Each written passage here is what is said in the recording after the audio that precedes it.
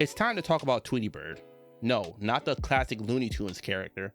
The rapper from Compton who not only inserted himself into the East Coast West Coast rap feud of the 90s, but also decided to diss unrelated East Coast rappers and even other Compton rappers while he was at it. I guess his bars were rated E for everyone because he kinda did a lot. This rap beef seems to have slid under the radar considering what was going on at the time. If you know the history, then you know Bronx rapper N.W.A released his debut album Penicillin on Wax in 1991, which featured the single F Compton. The album included several other tracks aimed at Compton which spurred the West Coast to respond in kind, like Dr. Dre and Snoop Dogg on the song Dre Day, for example. I've talked about these beefs in detail previously, so let's get to Tweedy. Kelly Park Crip, Tweedy Bird Loc fired at many people, and I'm going to be going song by song breaking it down for you. Before we get to it though, remember to subscribe to the channel, click the thumbs up button to like the video, and check the description box below for links to other platforms you can follow at. In 1992, Tweedy Bird Loc released his debut album 187 Ride By, which starts off with the song F the South Bronx. Maybe I should be offended by him dissing my birthplace, but hey, I like the song. It features Do or Die, At Will, Hitman D, and Blue Rag, and on the track they all diss Tim Dog and the South Bronx. This is one of my favorite diss tracks from Tweedy Bird. The other one I'll be getting to shortly. The second verse of the song has the lines, Tim Dog, you fucked up when you tried to diss the hub city where true gangsters dwell, in the underworld straight living hell. Now we're coming out the cage and rage, making front page of Tweedy Loc's song What's Really Going On. Plus this one, it got your heart bumping and thumping. Fuck the South Bronx, nigga, this is Compton. Hub City is a nickname for Compton, and What's Really Going On is another diss track from the album, which I'll get into in a minute. One of the best things about this song is that each rapper ends their verse with some form of the line, fuck the South Bronx, this is Compton. On the last verse, which is Tweedy's, he takes shots at Tim Dog as well as BDP with the lines, it's Tweedy Loc coming from the motherfucking Compton clicks, so all y'all South Bronx bitches listen to the hit.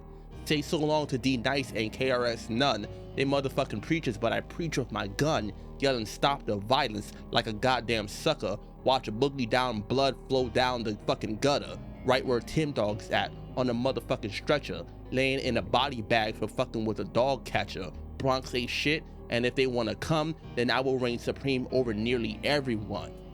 The diss to KRS-One seems pretty random because as far as I can tell, Tweedy dissed KRS-One because KRS is from the Bronx as well, and because KRS went from gangsta rap himself to conscious rap, essentially flipping the script and looking down on gangsta rap, which Tweedy, being a Crip, was clearly making.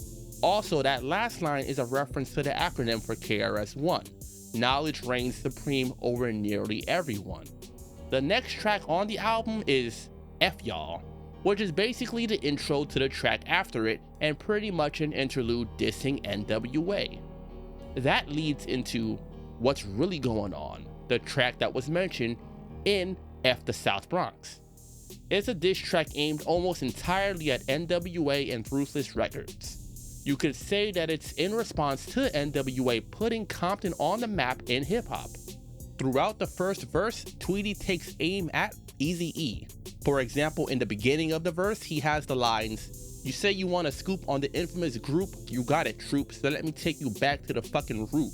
Back in 1987, Eazy selling dope out of mom's crib, shooting dice at the park like all the niggas did, taking the 8-ball to the head like it's a bitch. Had an ideal to play a crew and deal with the fucking Jew.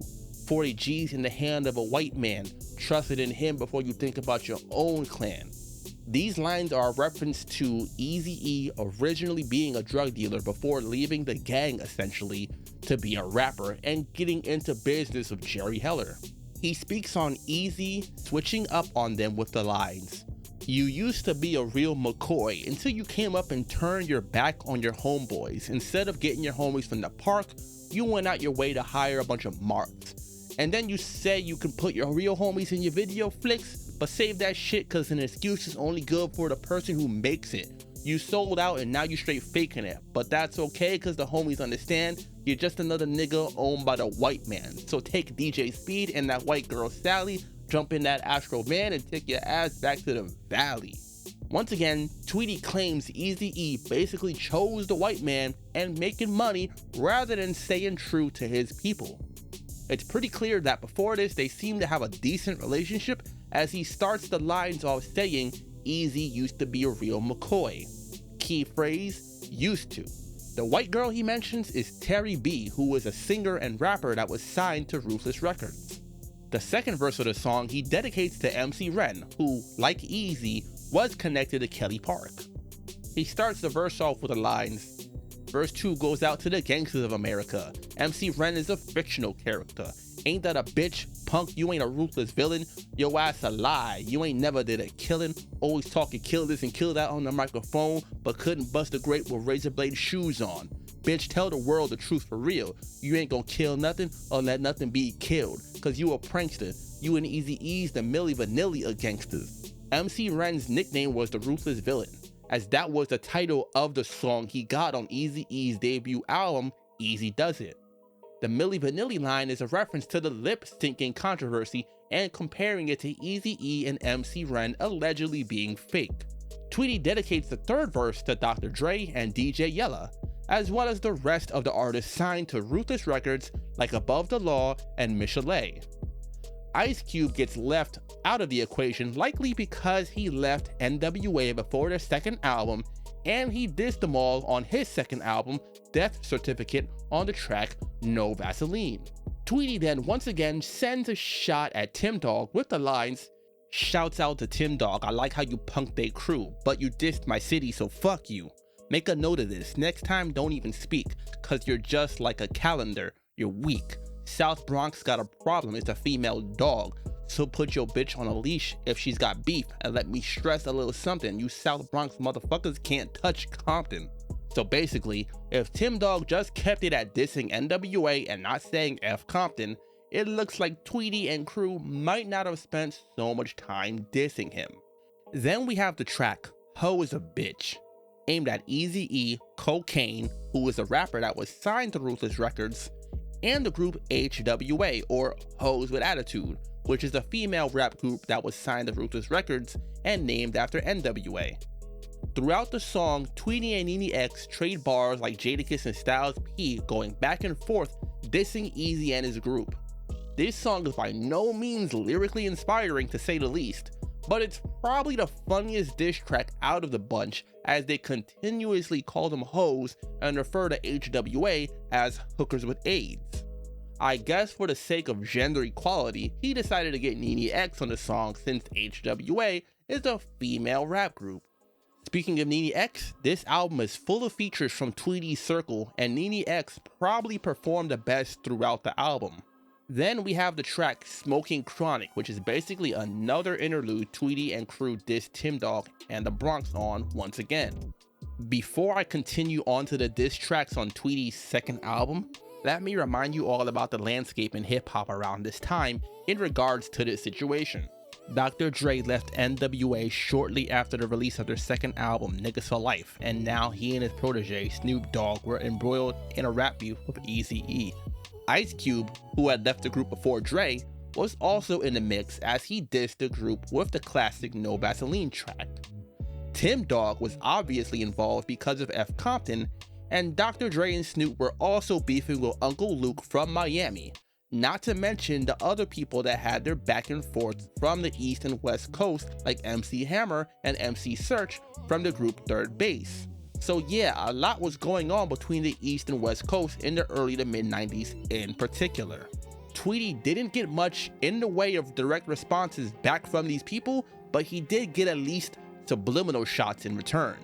On the song Puffin' on Blunts and Tangeray by Dr. Dre featuring the Lady of Rage, Daz, and Corrupt, Dre on the intro makes a reference to the Tweedy Bird character from the Looney Tunes and calls him a punk, which was in return for Tweedy dissing him on the songs I mentioned prior. Then on MC Ren's debut album, Shock of the Hour, he has the track One False Move featuring the convicted felon, Dollar Bill, and Don Jaguar. On MC Ren's verse, he has the lines, "Niggas making records selling 2 copies, trying to fuck with me but your rap's sloppy. Now back in your cage, your wings are short, you tall dirty motherfucker stick to basketball courts. I can tear your ass up in a rhyme, but I won't mention your name cause that's a waste of my time." This of course is a reference to Tweedy Bird once again, as you can see the line about wings, as well as making records but not selling many copies. The shots from Tweedy continue, however, as in 1994 he released his second and last album, No Holds Barred. Just like on the first album, he disses Tim Dog, KRS-One, N.W.A, and adds some more people onto the list. On the track, I'm Calling You a Bitch, which features singer and rapper Folk Clips on the chorus and second verse, the two of them diss Queen Latifah. Of all the people for Tweedy to diss, this was one of the most out of left field to me. That being said, it is my favorite song on the album. Throughout the song, they diss Queen Latifah repeatedly by calling her a lesbian, among other things. Apparently, this was in response to Queen Latifah's song N.W.A from her third album, Queen's Reign, in which she talks about women empowerment.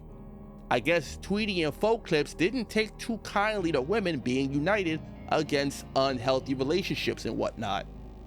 It comes across as an over-the-top and uncalled for reaction that I just find to be a bit entertaining. I will say though that at least Tweedy knows something about the people he's dissing, as he makes multiple references to Queen Latifah's music with several lines in response to the N.W.A song, as well as her acting career, as he also has a line referencing Living Single, the TV series that she was on at the time. Ironically enough, they were calling her a lesbian throughout this song years before she came out as a lesbian, so they were right about something at least. On the outro, Tweedy sends a shot at MC Lyte and Nefertiti as well. I guess since he was dissing one female rapper, it made sense to him to lump these two in as well. Honestly, a big part of the reason I like this song is simply because the beat is one of the best ones on the album. I figured Queen Latifah, who at this point already had a successful rap career with 3 albums out and starting a successful acting career, really shrugged this guy off as someone just looking for attention, which is what the song does come off as. Granted, like I said, I do personally enjoy the song. I doubt this could be released nowadays without a bunch of people trying to cancel him. On the track Outta Here, featuring Lil Leak, Red Rum, and Silski, they diss a bunch of people yet again. The song is basically about getting the rappers that they're dissing outta here, as the title says. One of the things I like about this group is that they have a pretty good pattern going. Just like they've done on F the South Bronx, each person ends their verse with a similar line in common. This time they end their verse with a line about getting the person they're dissing outta here, as the title implies.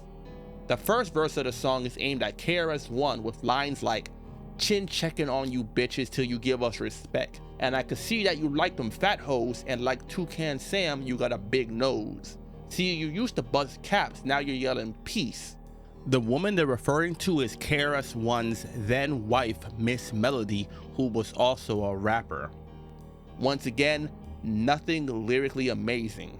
Tweedy starts his verse off with the lines, "This goes to all you motherfuckers that's against gangster rap. I hope you and your mamas have a motherfucking heart attack. And you goddamn right I said it. Bitch, Tweedy Bird Loc is back, talking much more shit."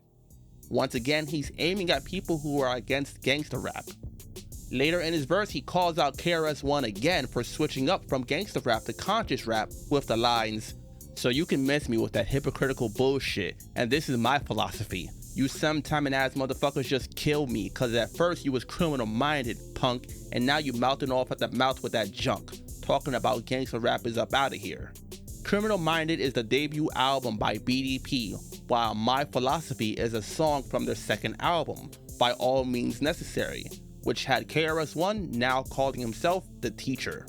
Growth like this is something that clearly didn't sit right with Tweedy, as he dissed KRS-One on multiple songs for this. In a recent video, I talked about gangster rap in much more detail, so make sure to check that out after this if you haven't yet. At the end of his verse, Tweedy goes off on other rappers like Fat Joe, Vanilla Ice, and MC Search.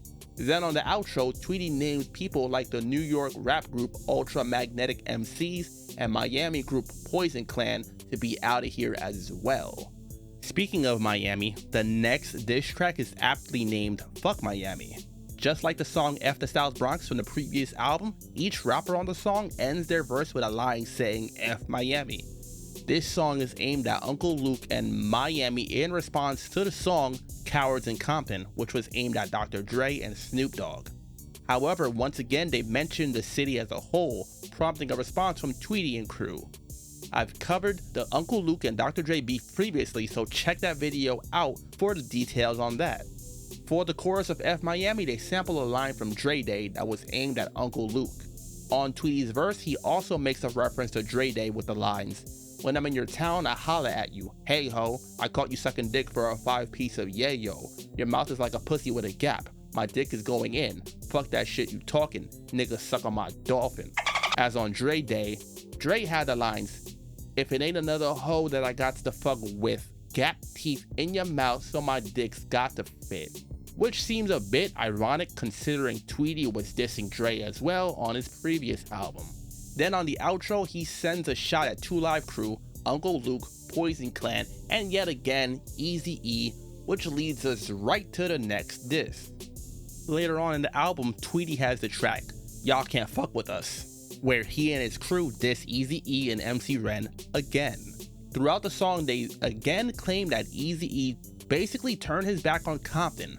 For example, in the first verse, with the lines, "Coming to my hood, wanna shoot a video, but what about your dead homie's funeral? You ain't attend. So I recommend we dismiss your ass up out of Compton."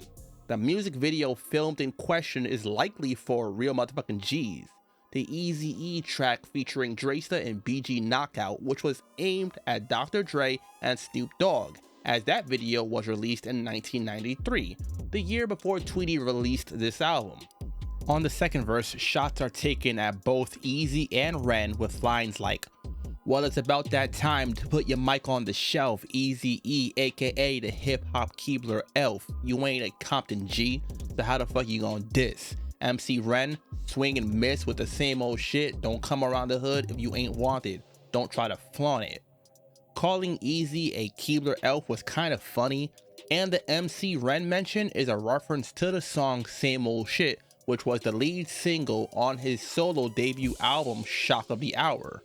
On Tweedy's verse, he also disses Eazy for filming a video in Compton, as well as for his short stature with the lines, "Trip to shoot your video, you cripped in the park, better get your shit and escape before it gets dark. Use a mark, sawed off at the knees, freeze, say please, and I might let you leave." Then on the outro, Tweedy takes aim at MC Ren, calling out his claim of being a Muslim, as before releasing his album Shock of the Hour, he joined the Nation of Islam.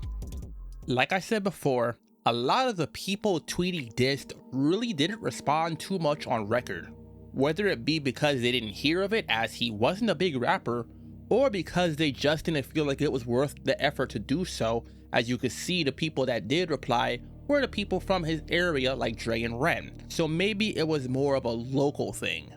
It's even hard to find his first album, 187 Ride By. I tried to purchase it online and it wasn't even available digitally. His second album, however, was. Tweedy mainly aimed a lot of his disses at Eazy-E, it seems, and allegedly, Eazy was going to respond, but he and Tweedy made amends shortly before Eazy's death in 1995.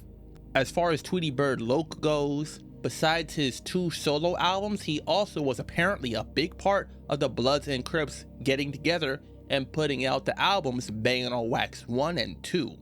So for all the animosity he might have had on record for rappers from New York in particular, it seems like he truly was, for LA at least, coming together to make music, which is nice to see. Unfortunately, Tweedy Bird Loc reportedly passed away from a heart attack on April 3rd, 2020 at the age of 52. As far as my opinion on this whole thing, I understood him dissing Tim Dog considering Tim dissed Compton as a whole with the F Compton track, but going at Queen Latifah and the other rappers he mentioned like Fat Joe and other New York rappers just comes across as unnecessary. Dissing Eazy-E made sense from Tweedy, as allegedly Tweedy felt like Eazy turned his back on their set by not signing Tweedy and them to Ruthless Records, despite the two knowing each other since childhood.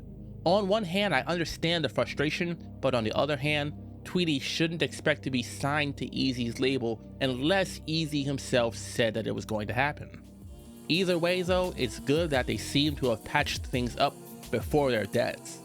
I also like the fact that Tweedy put his group on. As you could see, most of the same people were pretty much featured throughout the two albums. What are your thoughts on the whole conflict though? Let me know in the comment section below.